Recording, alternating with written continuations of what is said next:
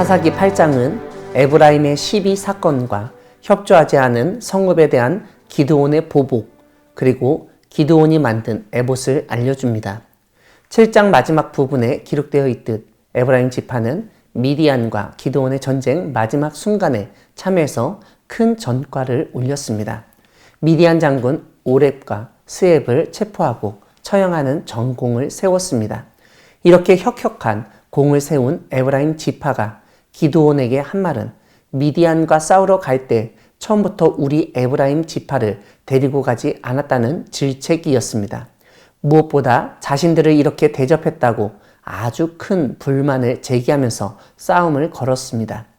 에브라임이 이렇게 나오는 이유는 6장 15절에서 기드온이 자신의 집은 므낫세 지파에서 가장 약하고 자신은 그 집안에서 가장 약한 자라고 말하였던 것과 연관이 있습니다. 즉, 기드온의 집안과 지파를 우습게 보고 얕보았기 때문입니다. 그런 에브라임에게 기드온은 그들이 세운 공과를 사람들에게 알리고 인정하며 위기를 극복합니다. 오늘 본문 뒷부분은 기드온이 미디안 연합군을 대파한 후 추격하였을 때 발생한 사건을 설명합니다. 추격하며 무척 피곤해진 기드온 일행은 숫곳 사람들에게 떡덩이를 요청합니다. 그러면서 미디안의 왕들인 세바와 살문나의 뒤를 추격하고 있다고 언급합니다. 그러자 숫곳 사람들은 기드온을 무시하며 도와주지 않았습니다. 그래서 기드온은 7절에서 하나님이 세바와 살문나를 내 손에 넘겨주신 후에는 들가시와 찔레로 너희 숫곳 사람들을 찢을 것이라고 선포합니다. 옆 동네인 브누엘로 가서 동일하게 도움을 요청했지만 그들의 반응도 숫곳 사람들과 동일했습니다. 그래서 기드온은 미디안 군대를 무찌르고 평안이 돌아올 때 브누엘의 망대를 헐어버리겠다고 또 선포합니다. 10절을 보면 기드온으로 인해 동방 사람들의 군대 중 12만 명이 죽었다고 알려줍니다. 결국 기드온은 세바와 살문나를 사로잡고 나머지 진영을 격파합니다. 그리고 돌아오는 길에 기드온은 자신이 선포했던 것처럼 들가시와 찔레로 숫곳 사람들을 징벌하고 브누엘 망대를 헐어 죽입니다.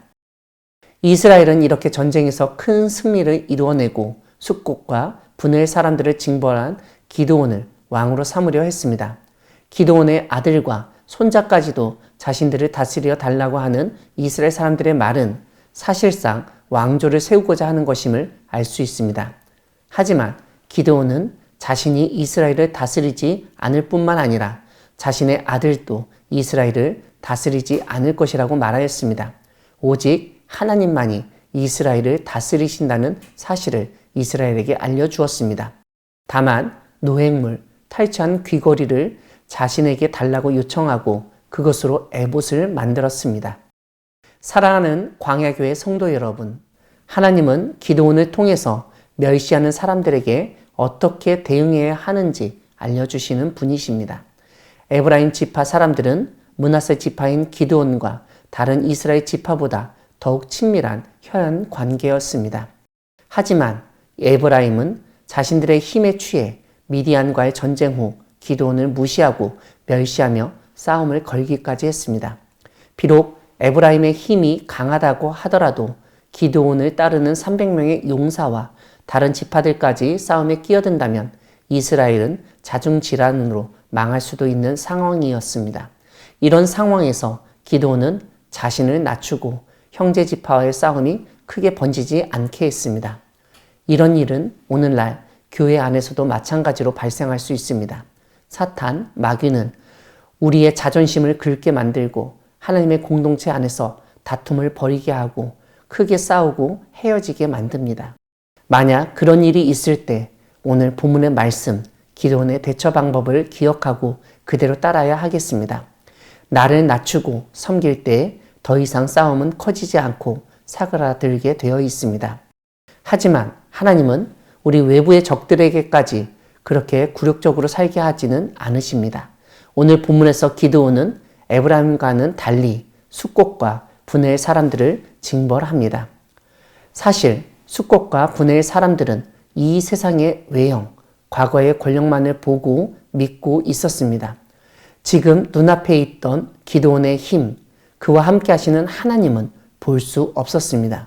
그래서 피곤하고 배고파 지친 사람들을 위해서 음식을 요청했을 때 멸시하고 경멸하며 도움을 주지 않았습니다. 결국 이러한 잘못된 선택 때문에 기드온에게 징벌받고 망하게 되었습니다.